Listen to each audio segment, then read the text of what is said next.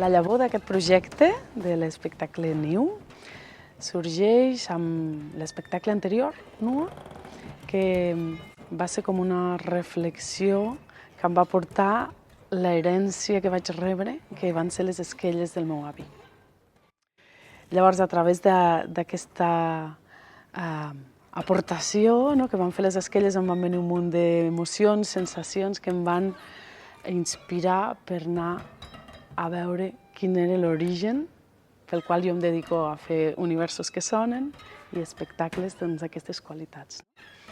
Llavors, a Niu, la idea original és expressar la identitat de quan et sents, de quan arribes a casa. Aquella identitat que sents quan dius, aquí és casa meva, no? Aquest és el meu poble, aquesta és la meva gent, aquí és on jo puc ser jo i estic relaxada i tranquil·la. Doncs aquesta és la idea principal.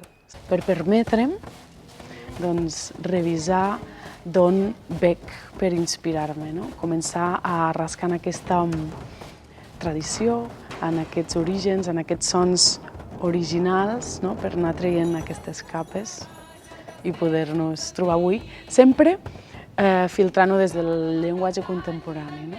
Anem allí a alimentar-nos. Ens toquem amb extrems en aquesta peça. Anem a veure d'aquesta tradició ancestral, dels panderos quadrats, és una pell d'animal que es toca amb les mans mentre es canten. Al seu moment improvisaven les lletres, eren cançons que les cantaven les dones i estava tota aquesta zona de Catalunya. Amb el repte que tenim també avui en dia de com afrontem les noves tecnologies, com afrontem aquesta intel·ligència artificial que ens ha arribat i com la podem utilitzar per a que en els espectacles o en l'art ens pugui jugar a favor. A l'escenari podem veure 4 dones en aquesta ocasió i ha estat buscat, tenia ganes de que ho fossin. També les cançons de Pandero Quadrat estan cantades per dones i s'utilitza la improvisació com a element creatiu i d'unió també d'aquestes disciplines, tant en la tradició com en la contemporaneïtat. I el que sí que sento que hem aconseguit és trobar una manera de treballar potser diferent de que jo m'he trobat fins ara en les col·laboracions que feia o també en projectes propis, en què el cuidar l'energia del projecte, el poder estar cada una en el seu ritme, perquè ens hem estat en zones de no confort, de fora de la zona de confort, i són moments tensos en una creació, també quan estàs ficant elements nous d'intel·ligència artificial, que hi ha dies que no funcionen o que no acabes d'entendre molt bé.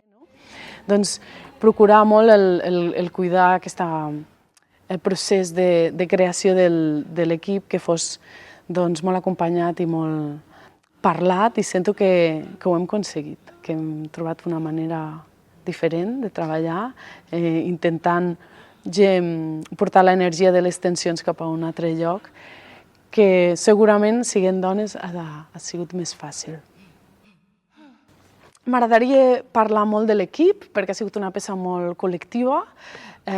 Tenim a la dansa la Federica Porello i l'Almudena Pardo, al violí l'Ariadna Torné, que havíem col·laborat també anteriorment, i també hi ha una part d'equip tècnic brutal al darrere, que ens han fet tota la part d'intel·ligència artificial, el Josep Maria Comaga Juncosas i el Jordi Salvador, el cap tècnic, que és el Roc Mateu, que ha ingeniat que, a part de ser un concert, també estigui envoltat d'aquest so envolvent, d'aquest disseny de llums, i juntament amb el Xavi Moreno hem fet que aquests vídeos apareguin, puguin ser part de l'escena, que la boira típica de Lleida entri a l'escenari.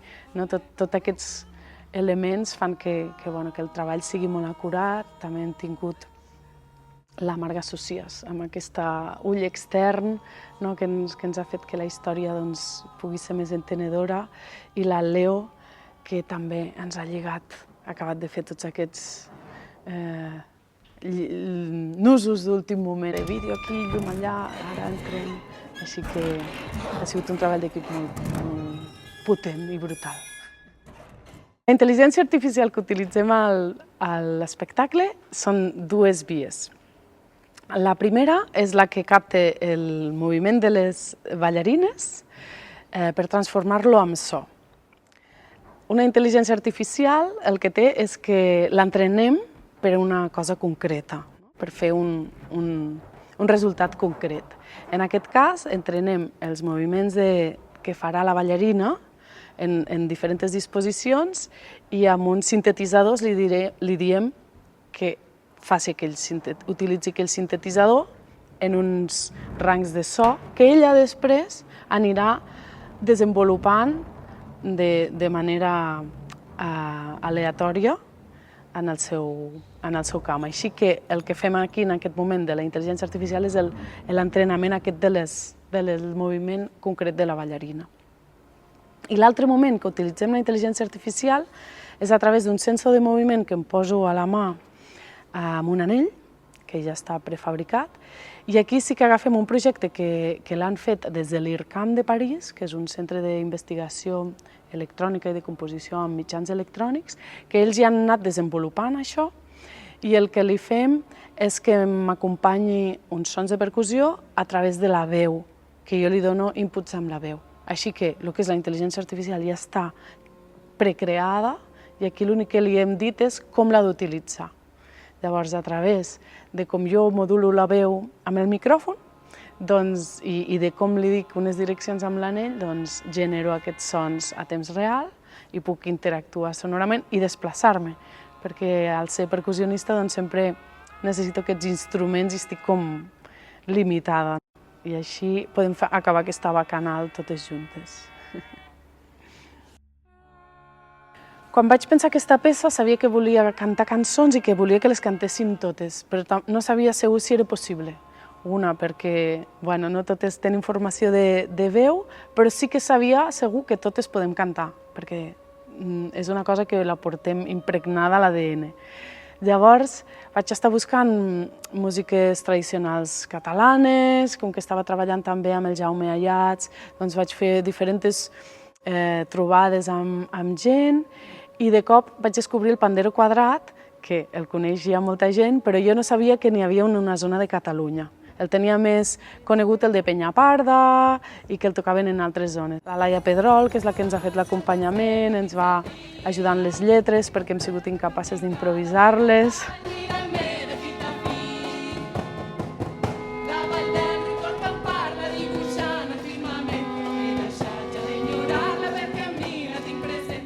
Poder aconseguir trobar aquesta pràctica. Llavors vam anar a buscar un luthier també, que ens fabriqués aquests instruments. Vam estar mirant si ens els podíem fabricar nosaltres o no.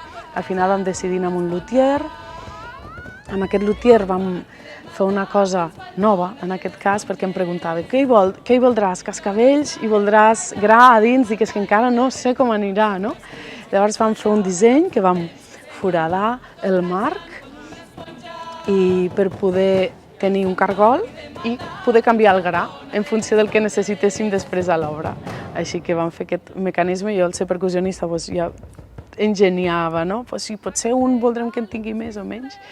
I vam fer també aquesta investigació amb un luthier fabricant de panderos i percussions i vam estar practicant durant uns mesos fins que ara sona meravellós.